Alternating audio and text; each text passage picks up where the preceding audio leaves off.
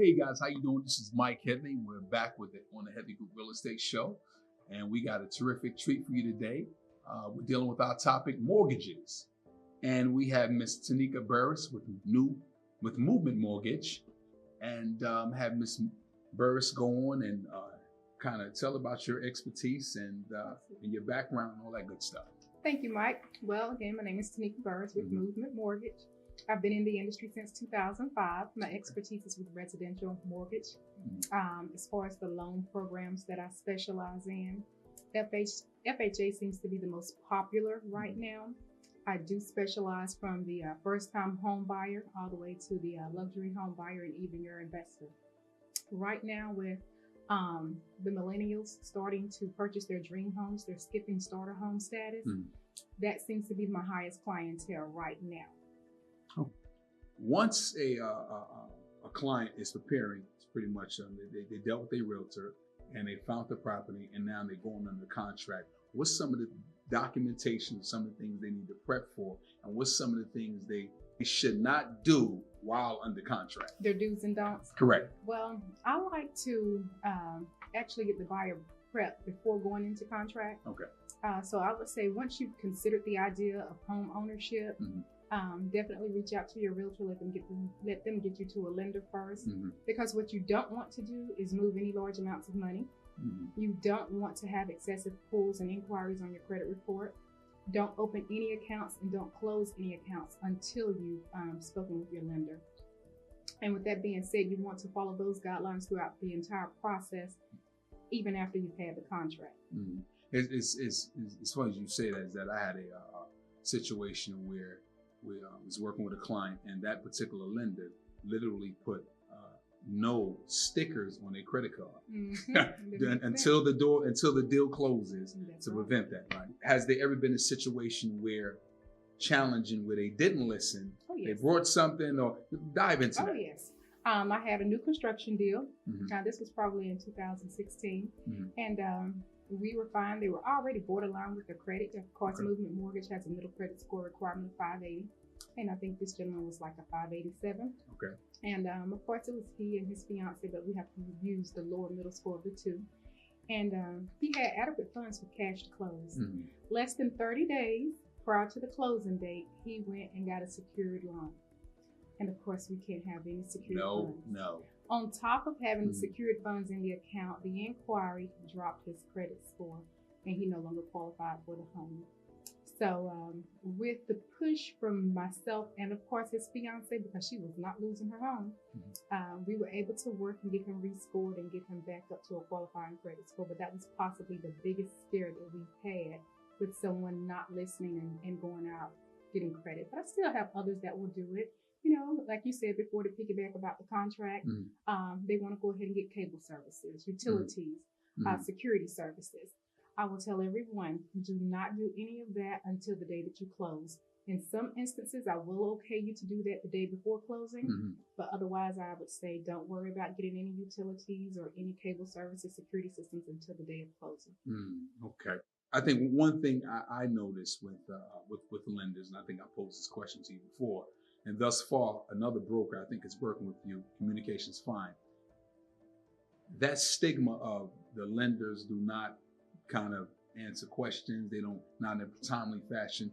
What's your process once you're dealing with that client? Like, how's that communication? Walk me through that. My process is primarily email because it's faster. Okay. So I explain that to the client up front. Okay. You're going to receive a lot of emails. Check your emails every day.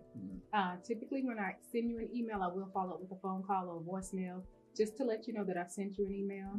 My time frame for responding to questions, I try to respond to everyone within an hour, but the demands of business sometimes will not allow me to do so. So I give them about a 24-hour time frame.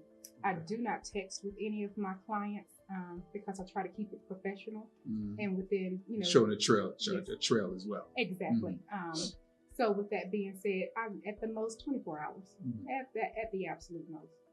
Wow, that's and like I said, I see is that I try to communicate with some lenders, and it takes about like 48 hours, 3-4 days, and by then there could be an issue that arises. So we could have dealt with that early. Now, granted, like you said, we're all busy, but it's like I guess looking at like you ask for the business now, you got to know how to juggle it. You know? Exactly, So, absolutely. okay. Now with my realtors, we can text at 1 a.m. if you need to. If you have a question about a file, I've had a realtor reach out to me at 1 a.m. in the morning. Really? And we've responded. I've had realtors where it just so happens that I'm working on a file 2, 3, 4 a.m. and they are as well.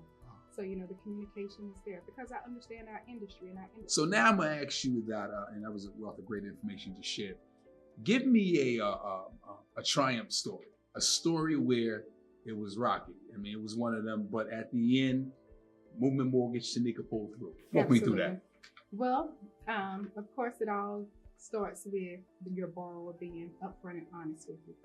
So I have quite a few of those stories, but we will speak of this young lady that most recently closed on her home. She started with a loan officer back in February, and she is very efficient. I don't know how she worked with that loan officer, but she was very efficient with me. The process moved forward, and her loan was drugged out through the loan officer that she was working with till right before closing. They had to re-pull her credit, and she didn't have a qualifying credit score. There were a few issues that came about on the seller's part at the time, contingent upon the tax liens on the property. However, she was under the impression they were going to get those resolved. So when she came back to me in early October, everything moved fast. Within about 12 days, we were ready to close. Appraisal was ordered. I went with the same attorney she had worked with before. So the title was just the research. You know, that was ordered, that was taken care of. We had a third-party down payment assistance program involved. They took the check from her before, but went through the process with them. So they reissued a new check once we went through the re-inspections. So now we're ready to move forward, and we just have to get our declarations in the binder for the insurance company, but the roof is 22 years old. So now she has to go back and forth with the seller and the homeowners association and get a determination of who's going to replace the roof, because of course no insurance company wants to take that risk. And that took her about an additional 2 weeks to get resolved. Okay. So now we have 1 week less, 1 week before closing. And of course, I like to close my loans at least 5 days prior to the closing date, at least have them prepared. Gotcha. And that gives everyone a chance to be prepared. So that didn't work out on her behalf. Okay. Now we have another issue that came up once we did find an insurance agency to write her, of course, at a higher premium, but that's the cost of having it taken care of. The tax liens were not taken care of. Well, let me interject on that. The tax lien were not, but usually wasn't that being taken care of by the seller at the time of once attorney researched it, found it? Should have been. Okay. Should have been.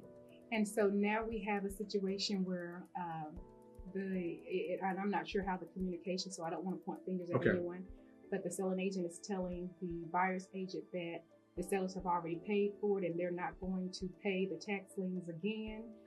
The attorney is stating, well, I need proof that they've been paid, otherwise we will not close.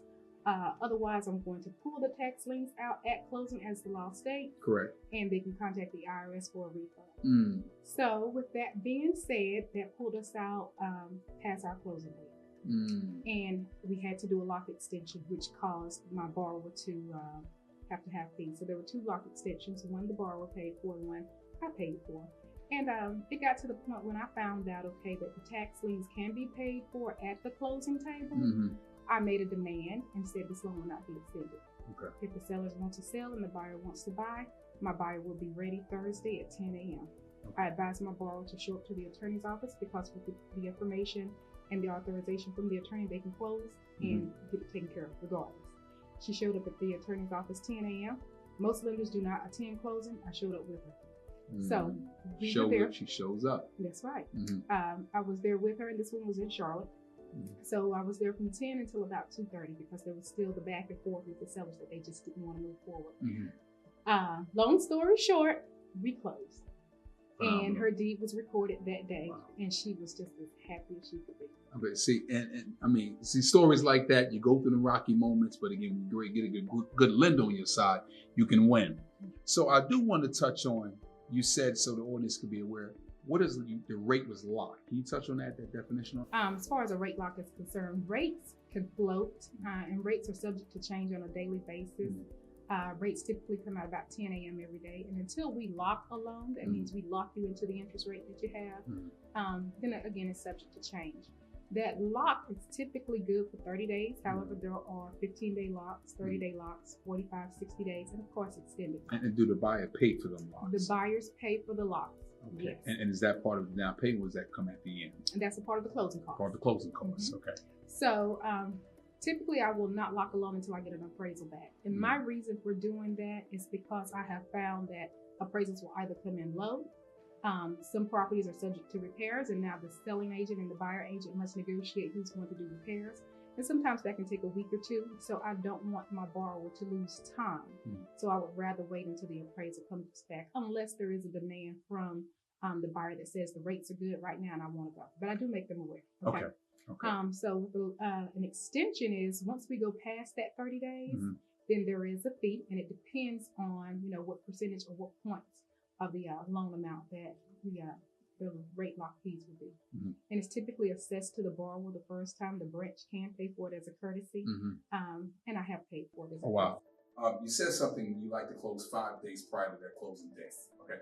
And the key thing, I think, actually I had a buyer asking this the other day. Hey, if I go ahead and get approved for my loan, I'll go ahead and buy this couch set. Do you pull that credit on the underwriter, or do the underwriter pulls it one more time prior to closing? We do not pull unless there is a need to. However, we do have a notification on a person's credit file. So with that being said, if you go out and do any type of inquiry, we're going to receive notification. And that typically lasts probably about a week or so, even after you've closed. So I see it quite a bit, even after people have closed on their loan, they may go out and I see rooms to go. I know they're out there shopping for furniture now. They're enjoying the perks of being a homeowner. So again, don't buy anything else. All right. Which areas do you cover in North Carolina? As far as territory? Territory, yes. I'm licensed for the entire state of North Carolina. State, okay. My primary markets right now are the Triad area, the Charlotte area, and of course the Triangle area. Okay, and the products with mortgages? What exactly? Conventional, FHA? FHA is the number one product right now. Okay. However, I like to push people towards conventional right now, only because it is a seller's market and inventory is low. Correct. Conventional gives you a wider variety to choose from as far as properties without having to look at so many repairs. And I heard you mention during our team meeting, you focus on the down payment assistance program. You assist with that as well. I do. And all the areas that you specialize in. All counties. So I do cover all 100 counties of North Carolina for down payment assistance. Okay, phenomenal. Give us 2 tips for the home buyer that's looking to purchase something, and from your expertise, just give us 2 good tips, 2 good golden nuggets. So if you're looking to purchase a home, the first thing you need to do is reach out to your realtor. Once you reach out to your realtor, Mr. Headley, he's going to get you connected to a great lender, Taneka Burris, and listen to both of them. They're not going to direct you in the wrong paths. I would strongly advise any and everyone, do not listen to your family members because they are not mortgage experts, they are not realtors. So that would be my first piece of information. My second piece of information is to keep an open mind when you're looking for your property. Please don't put your realtor in a compromising position in which you may see a home that is maybe $200,000 and you want to put $170,000 down on it and ask for an additional $10,000 closing costs. Be realistic. That person is selling their home for a profit. So definitely just keep an open mind with the inventory. There we go. Great tidbits from Ms. Taneka Burris with Movement Mortgage. We'll have all of her information at the end of this interview, and thank you for coming by. Well, thank you for having me. I appreciate it. We'll see you next time on Headley Real Estate Show. You take care.